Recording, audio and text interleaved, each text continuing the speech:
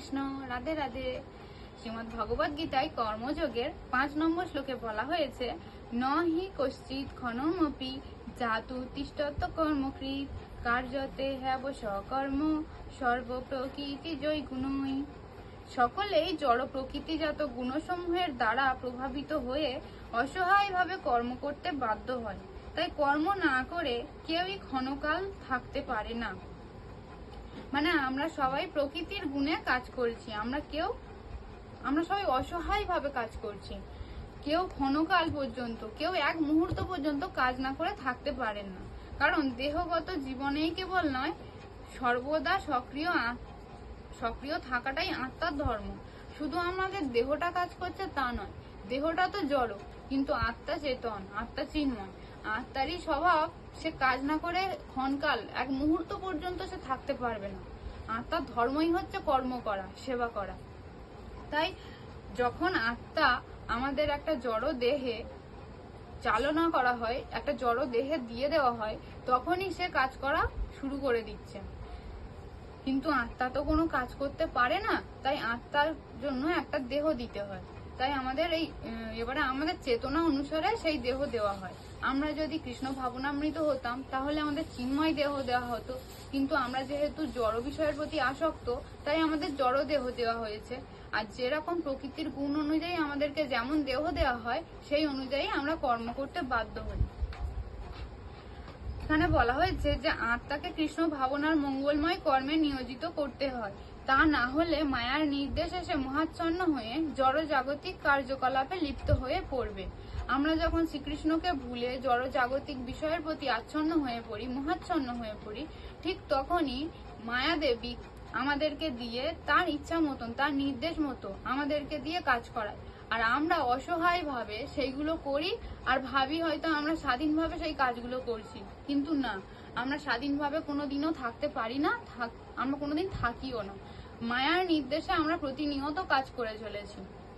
কিন্তু যখন কেউ সেই জড় গুণের কলুষ থেকে মুক্ত হয়ে আত্মাকে শুদ্ধ করার জন্য সে চাইছে আমি আত্মাকে শুদ্ধ করব, সে আত্মাকে শুদ্ধ করার জন্য যখন শাস্ত্রে নির্ধারিত কর্মে নিযুক্ত হয়, তখনই তার আত্মা পবিত্র হয়। তাই এই প্রসঙ্গে শ্রীমদ্ ভাগবতে বলা হয়েছে, যদি কেউ কৃষ্ণ ভাবনামৃত অবলম্বন করে এবং শাস্ত্র নির্ধারিত বিধি নিষেধগুলি পুঙ্খানুপুঙ্খভাবে অনুসরণ পূর্বক পালন নাও করে, এমনকি সে অধঃপতিত হলেও তার কোনো ক্ষতি বা অমঙ্গল হয় না। এখানে বলা হয়েছে যে কৃষ্ণ ভাবনামৃত, যদি আমরা কৃষ্ণকে ভালোবেসে কৃষ্ণের জন্য কিছু করি, কৃষ্ণ ভক্তি সহকারে যদি আমরা কিছু করি, তাহলে আমরা হয়তো শাস্ত্রে যা যা দেওয়া আছে, যে বিধি নিষেধগুলো দেওয়া আছে, সেইগুলো সবসময় যথাযথভাবে আমরা পালন করতে পারছি না, কিংবা আমরা আরো অধঃপতিত হয়েছি, কিন্তু তাতেও আমাদের কোনো ক্ষতি বা অমঙ্গল হবে না। কারণ শাস্ত্রে দেওয়া হয়েছে আত্মাকে শুদ্ধিকরণের জন্য, যে বিধি নিষেধগুলো দেওয়া হয়েছে সেগুলো আত্মাকে শুদ্ধিকরণের জন্য। কিন্তু সেইগুলো যদি না করে আমরা যদি ভক্তি সহকারে ভগবানের সেবায় যুক্ত থাকি, তাহলে সেগুলো যথাযথভাবে আমরা পালন করতে পারবো না, কিন্তু তাতে আমাদের কোনো অমঙ্গল হবে না। কিন্তু সে যদি কৃষ্ণ ভাবনাময় না হয়ে পবিত্র হবার জন্য শাস্ত্র নির্ধারিত সমস্ত আচার অনুষ্ঠান পালনও করে, তবে তাতে তার কি লাভ? সুতরাং কৃষ্ণ ভাবনামৃত লাভ করার জন্যই শুদ্ধিকরণের পন্থা গ্রহণ করা আবশ্যক। মানে এখানে বলা হয়েছে শাস্ত্রের বিধানগুলোই শুধু আমাদের পবিত্র হওয়ার জন্য দেওয়া হয়েছে, কিন্তু আমরা যখন কৃষ্ণ ভক্তির পথ অনুশীলন করছি, তখন আমাদের সেই নিয়ম কানুনগুলো পালন করার কি প্রয়োজন? আর সেই পালন করে বা লাভটা কি হবে? আমাদের জীবনেরই তো চরম লক্ষ্য হচ্ছে কৃষ্ণ ভক্তি লাভ করা, কৃষ্ণ প্রেম লাভ করা। আমরা যদি ভক্তি সহকারে ভগবানের সেবায় যুক্ত থাকি, তাহলে সেই নিয়ম কানুন পালন করে আমার কি লাভ, কি বা হবে? তাই সন্ন্যাস আশ্রমের অথবা যে কোনো শুদ্ধিকরণের পন্থার একমাত্র উদ্দেশ্যই হচ্ছে চরম লক্ষ্য কৃষ্ণ ভাবনামৃতের স্তরে পৌঁছাতে সাহায্য করা।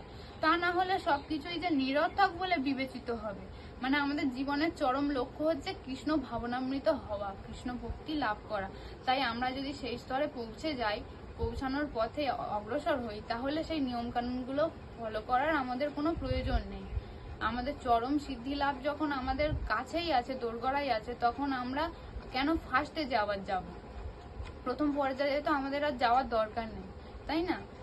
তো এটাই বলার ছিল। হরে কৃষ্ণ।